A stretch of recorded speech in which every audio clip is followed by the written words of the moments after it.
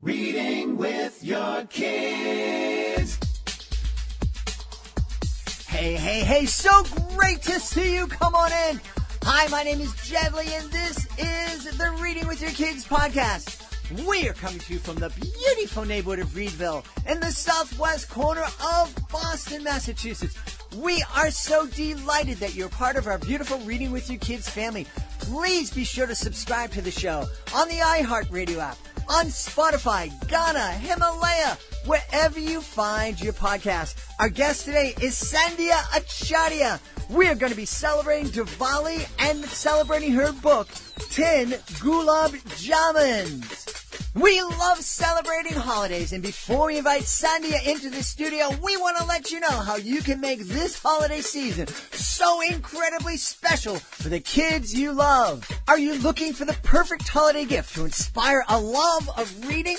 With Wonder Crate, kids get a fun-filled package in the mail each month with a new book and activities to introduce them to real people who use their courage, perseverance, and passion to make the world a better place.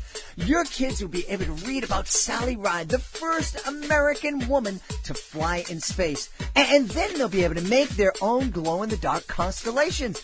They'll be able to read about Frank Lloyd Wright and build their own architectural masterpiece. Wonder Crate introduces your kids to new innovators, activists, and artists each month because who your kids see shows them who they can be. You can order today by going to WonderCrateKids.com. That's WonderCrateKids.com. Be sure to use the code READ and get 10% off any subscription.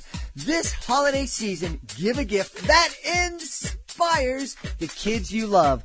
Wonder Crate, WonderCrateKids.com. Use that code word READ for 10% off. Joining us on the line right now from Santa Clara in California. I am really excited about this. This is going to be a delicious and really fun interview. Our guest today is the author of a really cool book called 10 Gulab Jamons. Please welcome to the show, Sandhya Acharya. Sandhya, how are you? I am good, and thank you so much, Jed, for having me on the show. I'm really excited about talking to you and connecting with all your listeners. I'm really excited to have you here. Sandhya and I were talking. I saw Sandhya post something on Instagram about her book, and it looked delicious. I mean, that's the only way I can describe it. It looked fun. It looked delicious. And I said, hey, I'd love to have you on the show. So here you are. So tell us about this great story. Yeah. So the story 10 Gulab Jamons, Counting with an Indian Sweet Treat, actually came from an incident in my childhood. So I have a sweet tooth. I love eating sweets. And when I was a kid, there were guests coming home. My mom had made these delicious gulab jamuns and asked me to stay away from it. And of course I did not. I couldn't keep myself away. I climbed on the chair, on the table, and filled my mouth with gulab jamuns. And when my mom came in, she was not very happy. And she never stopped telling me the story. So she always told me that story, and it kind of stayed in my head. So when it, came time and I had kids and I was telling them stories of my childhood, I kind of embellished this one, and I loved, I created the characters. The characters in the book is not me. I don't take the blame in the book about stealing the gulab jamuns. The characters are Idu and Adu, and they are actually inspired by my sons. So, in the story, Idu and Adu climb up on the chair and on the table, and they stuff their mouth with these gulab jamuns before the guests can come in. It was fun. It was, fun just talking to them about my childhood and then weaving a story together with them. And I said, okay, I'm going to share it with the world. Yeah. So that's how it came about. I really love this. And, we talk here on the show about the value of reading with our kids, how all the different benefits. Kids learn vocabulary, and it's a great way for parents to help instill values in kids and teach them lessons. And it's a great way for kids to kind of experience challenging things without, they can just kind of visualize it and experience it through characters. But one of the things we've talked about a little bit, but not for a while, the value of parents sharing their stories, their personal stories with their kids. That can be just as much fun and just as valuable as sitting down and reading a great book. Can you talk a little bit more? You know, obviously a great benefit of you telling this story to your kids was that, you know, this book came out of it. But there are other things I'm sure that you see as a benefit to telling these personal stories with your kids. Yeah. I mean, it's funny that you asked. Just this morning, you know, we have, with our virtual school in progress, we have like a No Tech Wednesday happening. So, you know, we took a quick break in the day and we went off for a hike somewhere close to our house. And while I was hiking, it was not much of a hike. It was just a 1 mile in and out with my kids who are 8 and 6.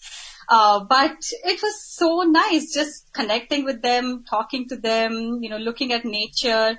And then we sat on a bench and my 8-year-old started asking me questions about my childhood. And I just found it so immersive, so I felt so connected to him, you know, just talking about my childhood. You know, he was like, how many friends did you have? What kind of a house did you live in? Was it a building? Was it, you know, many floors? Mm-hmm.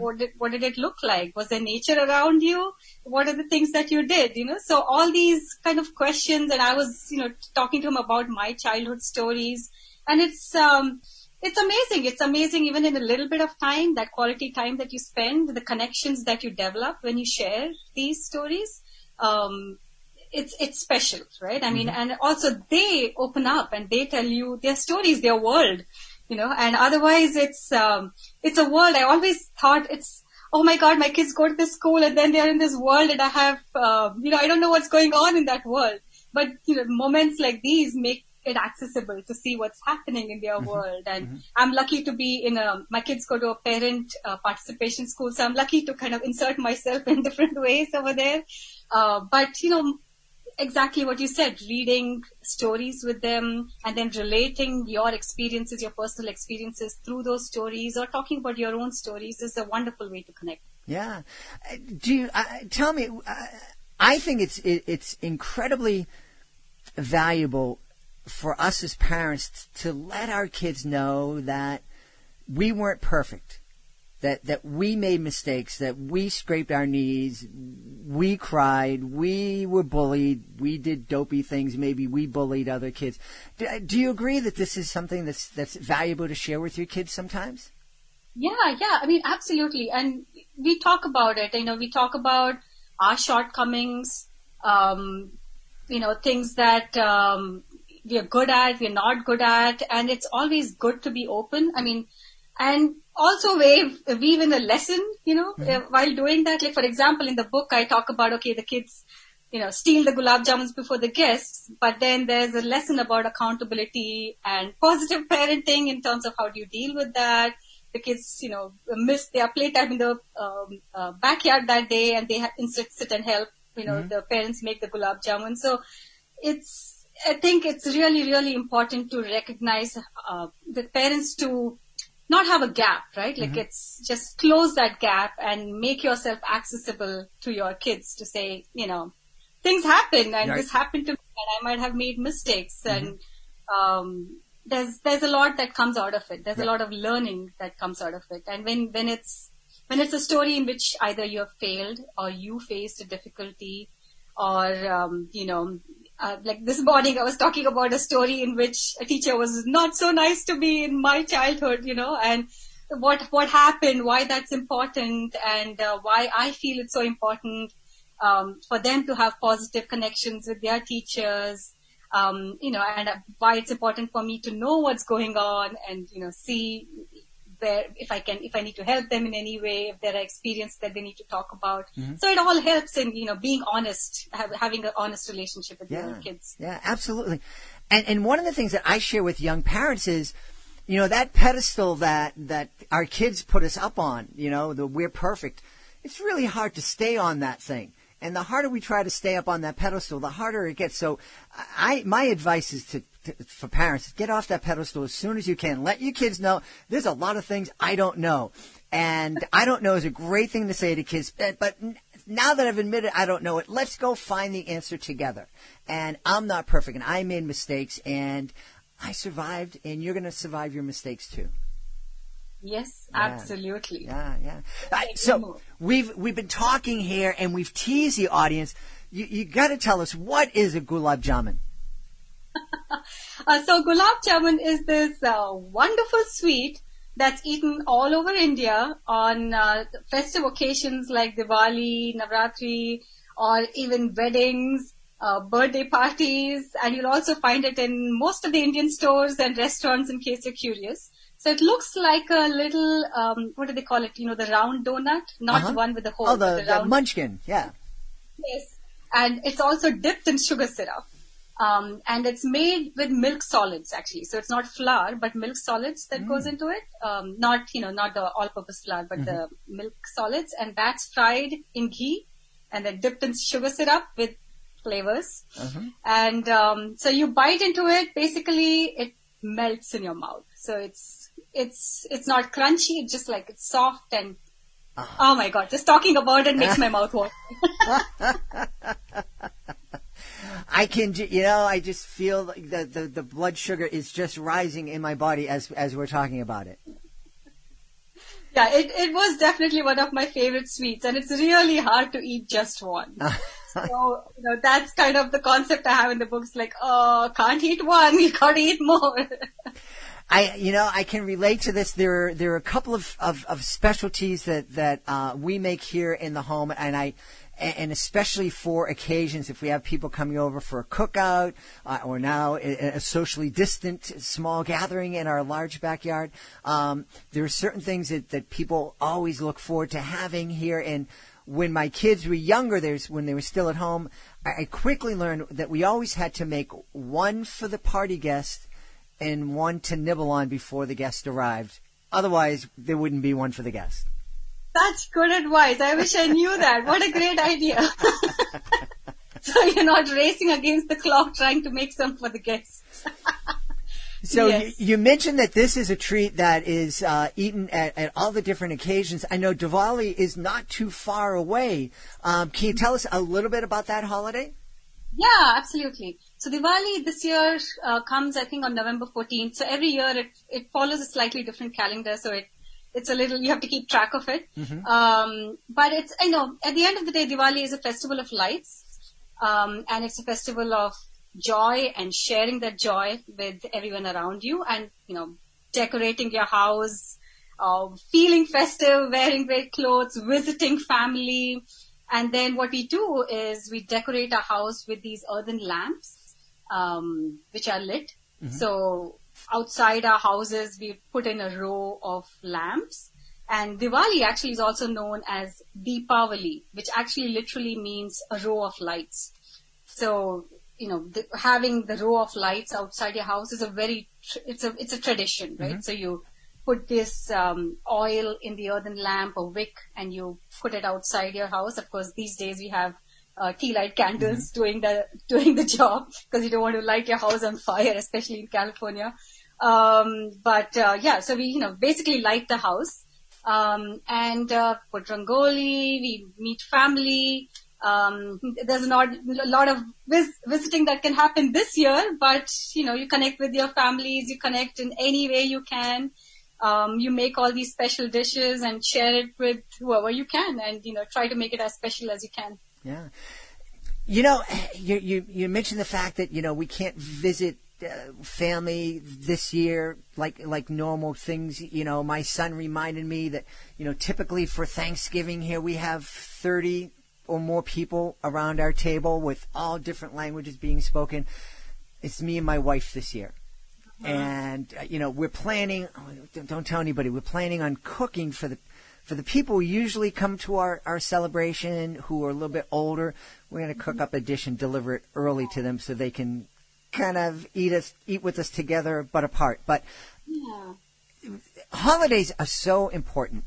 Those because I know in my family they're family members that I love, but outside of holidays you just don't see. You're doing different things, you live in different parts of the world, and so you don't have occasion to bump into them. And it's so great to have these holidays where it's like, hey, this is the time to slow down and reconnect with the people who are really important to you. Yeah, yeah. And holiday, just like you said, it's also you're forming. Every family is forming a tradition, right? Like you talked about your tradition of having a big Thanksgiving table dinner, and our families have this tradition, right? But like right now, actually even before Diwali, there's a festival called Dashera and Navratri that's celebrated in India. And just yesterday, I was talking to my parents about the way we celebrated it in our homes. So we would.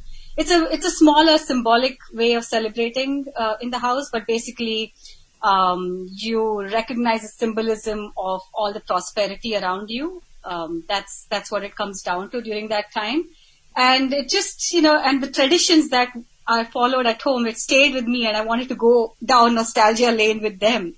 And, when we came here to America, there's a lot of these traditions that it was, we didn't celebrate it as much just because it was not as convenient, right? I mean, the holidays are not there. They're not timed in that way. The weekends are busy, running around for classes. And, so it takes an extra effort to build it into your routine.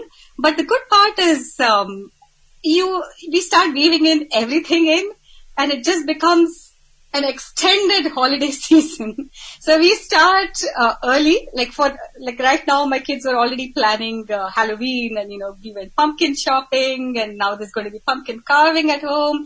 That'll be followed by Diwali. Then we're going to have Christmas, and then New Year's, and then Asian New Year. So the lights outside our house stay on for a long part of the year, and it's great that it all comes during this time when it gets dark earlier in the day, and I just find it very soothing that we have something to celebrate during that time. Yeah, can you talk a little bit about the value you see in and learning about different cultures, and maybe celebrating, taking part in, even though you may not have any direct connection or familiar connection to India and Diwali, but that could be a fun thing to do to add to your family. Yeah, absolutely. And I would urge, every one of us to, especially in this environment, to make that extra effort, to go out and explore other cultures and other ways of celebrating. The other day we celebrated, I get a little confused with the Jewish holidays, but I think it was Rosh Hashanah. And we had apples and honey, so we actually made that dish at home. That was like something that our family wanted to do. Plus, it also helps to have friends around and neighbors who come from different communities and environments. It's. I think this is very essential to do, to kind of explore and try something new. Last year, actually, a few of the families down our street who are originally from India, we kind of opened our doors, invited the entire neighborhood, and everybody, lit some lamps together, and we shared our food with the neighborhood. So all the neighbors were able to, dress up in whatever Indian clothes they had, light some lamps, and eat this delicious foods. And it just it feels so much nicer to be able to share your happiness with everyone around you, and talk about new cultures. Yeah, I think it's really important for us to help our kids see everybody as part of their extended human family. Yeah. Yep. Exactly. And, in Sanskrit, which is one of the ancient languages that is spoken in India, there's a saying called Vasudeva Kutumbakam. So the whole world is your family. And that's exactly what you mentioned, So just understanding that. And I find like kids are a great way to do that naturally. Like we don't even have to make an extra effort, because they're naturally curious about what someone else celebrates, what their friends celebrate, what their neighbors celebrate. They're naturally curious and want to be involved. They don't have any prejudices. They don't have they'll just go up and ask, what is this about, and how can I be a part of it? And we just need to follow their lead. And tell me, because I'm old and I'm, I'm not hip to anything. It's okay if I'm not Indian. I do have friends in India. We have, what we call family in India. but it's okay for me to get the recipe for Gulab Jamons and make it here in my home. I'm not appropriating your culture or anything like that. Absolutely not. You're totally welcome to do that. And there's, it's the age of the internet, and there's recipes everywhere that we can go and, take a look, choose the one that suits you and make it and enjoy it. And if you happen to know someone who is from that culture or that country or that region, it might be a great way to connect and say, hey, let's meet over Gulab Jamuns and tea or something, And, you just, I know I've mentioned it here in the show before, but if you have a neighbor and, from India who knows how to make Gulab Jamuns, yes. You can spend an afternoon making it together. One of my favorite memories of recent years, one of the kids from China that we hosted in our home taught me how to make dumplings from scratch, not from the wrappers that you get at the soup. No, from scratch, everything from scratch. It took all day long. It was delicious. And it's a memory that we'll never forget. We have that time together, and I know how to make some pretty mean dumplings right now. You learned it the authentic way, I'm guessing. Yeah. And what you mentioned is so important, connecting over food, right? And it's a lot of memories and strong bonds are built over making food together, whether it's with your families or neighbors or extended families or friends. It's an amazing way to connect. Yeah. And I think that is definitely something that we've lost. In our hectic, busy, go.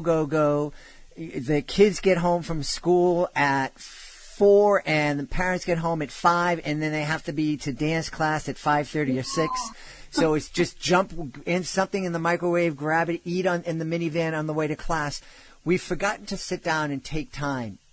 And, my wife always jokes about the fact that when me and Sophia sat down, it literally took all day. It was 6 hours of making the dough and rolling things out and everything, and then eating it. But it was 6 hours of joy, 6 hours of real, genuine connection. I really encourage parents out there listening to sit down, take the time to make, one of the things my wife does with our kids is makes apple pie. That's the only thing she likes to cook is apple pie on Thanksgiving. And still my daughter, 24 years old, comes home and looks forward to making the apple pie with my wife. That connection will never be lost, right? I mean, that's Thanksgiving, apple pie, mother-daughter time, right? That's the association that will always be there. Yeah. And that's really magical. Yes, I'm glad you bring that up. Yeah. Well, I'm really excited that folks can. Now, is the recipe for Gulab Jamuns in your book? Yes. So in my book, there's this wonderful food blogger called Hetal Vasavada, and she was kind enough to share a recipe because I cook every day, but I'm not an amazing cook. No, I cook stories better than I cook Gulab Jamuns for sure. But she was kind enough to share her recipe with me. So there's a great recipe to make Gulab Jamuns in there. And, a lot of Indian families or people from India or that region, not just India, South Asia in general, will know how to make them. Reach out to your neighbors, Google it on the internet and look it up on the book. And exactly. Get the book, sit down, have a great family time together. The next night you can go shopping for the ingredients. The next night you sit down, make the goodies, and the kids can gobble up the Gulab Jamuns before the guest comes over. Yeah, I mean, that was the part of the book that I thought was so fun, just saying the name Gulab Jamuns. Every time I do a book reading with the kids, I always pause and I have everyone say it, Gulab Jamuns, and it's so fun. Excellent. Just fun saying it together. Yeah. And what a great time families can have saying it together too. Exactly. Yeah, absolutely. Reading the book, and then, a lot of my readers have written to me saying, oh my gosh, I read your book. We are on a reading loop now, and now we have to make the Gulab Jamuns. So thank you for the recipe. That came in really handy. Well, we want to make sure everybody knows where they can find out more about your book and also more about you. Yeah.